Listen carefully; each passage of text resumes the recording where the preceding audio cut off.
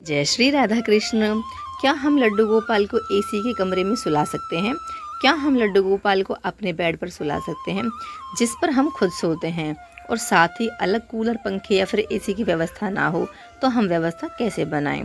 तो चलिए आज इसी टॉपिक पर बात करने वाले हैं।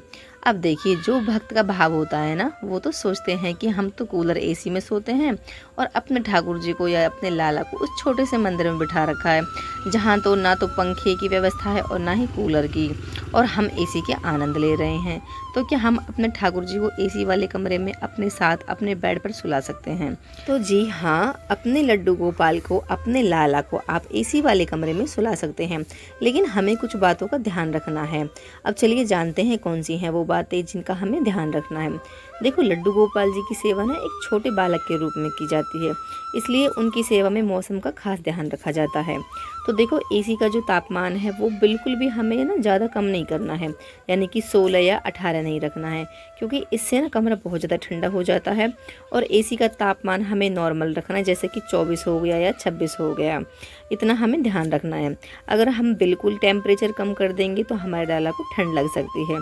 और देखो, जब आप उन्हें सुलाएं तो कोई हल्का सा कंबल या चादर उन्हें उड़ा कर सुलाएं और कॉटन के कपड़े पहना कर सुलाएं।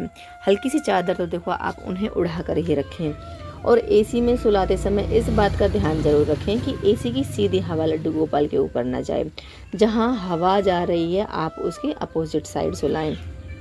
तो अब बात कर लेते हैं कि क्या हम लड्डू गोपाल को अपने साथ, यानी कि अपने बेड पर या फिर बिस्तर पर सुला सकते हैं? तो देखिए, शास्त्र अनुसार ठाकुर जी की ना सेवा का है जो शयन करने का तरीका है वो अलग होता है, लेकिन हमारे ठाकुर जी एक छोटे से बालक हैं और उसी रूप में भक्त उनकी सेवा करते हैं। अगर आप ठाकुर जी को सुला रहे हैं तो देखिए, आपको ना कुछ सावधानियों का ध्यान रखना होता है, कुछ नियमों का पालन करना होता है। तो चलिए अब हम जानते हैं कौन सी हैं वो सावधानियाँ और वो नियम। तो देखो, सबसे पहले तो हमें लड्डू गोपाल जी को अपने सिरहाने लटाना है, यानी कि जहाँ हम तकिया लगाते हैं वहीं पर उन्हें सुलाना है।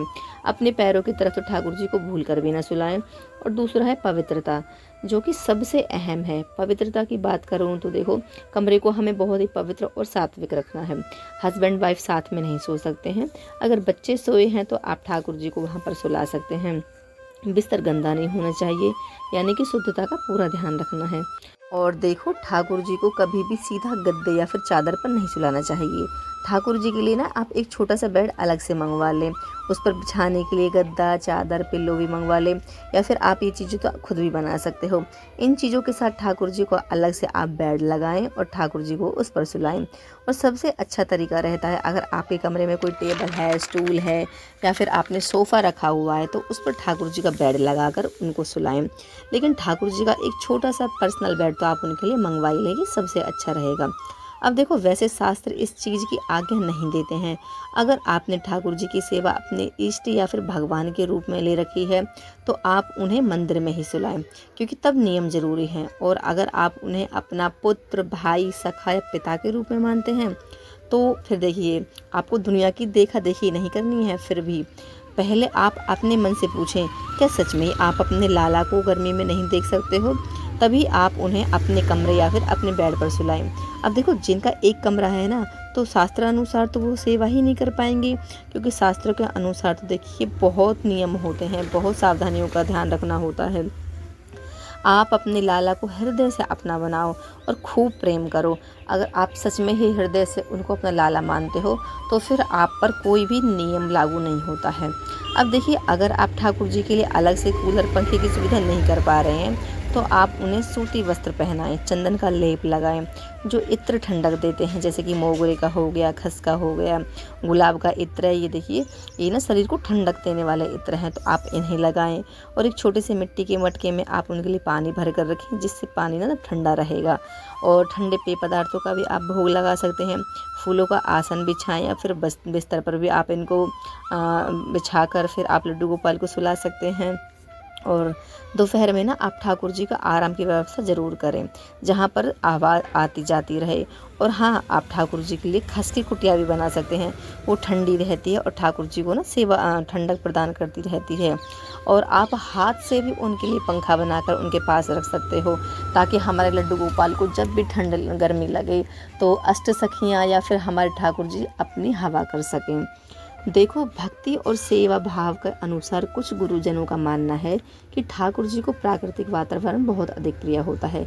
इसलिए कई भक्त एसी या कूलर की जगह पंखे की सामान्य हवा में ठाकुर जी को सुलाना पसंद करते हैं। लेकिन ज़्यादा गर्मी में ठाकुर जी को ठंडक पहुंचाने के लिए एसी का इस्तेमाल किया जा सकता है। हर कृष्ण भक्त का भक्ति करने का भाव अलग अलग है, तो जैसा आपका भाव बनता है आप अपने हिसाब से अपने ठाकुर जी की सेवा कर सकते हैं। मैंने सारे नियम आपको बता दिए हैं, इनको फॉलो करके आपकी सेवा बहुत ज़्यादा आसान हो जाएगी।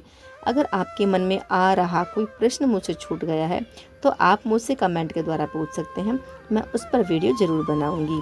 इसी के साथ मैं आशा करती हूँ कि इस वीडियो में दी गई जानकारी आपके लिए उपयोगी रही होगी। तो प्लीज़ वीडियो को लाइक करें, चैनल को सब्सक्राइब करें।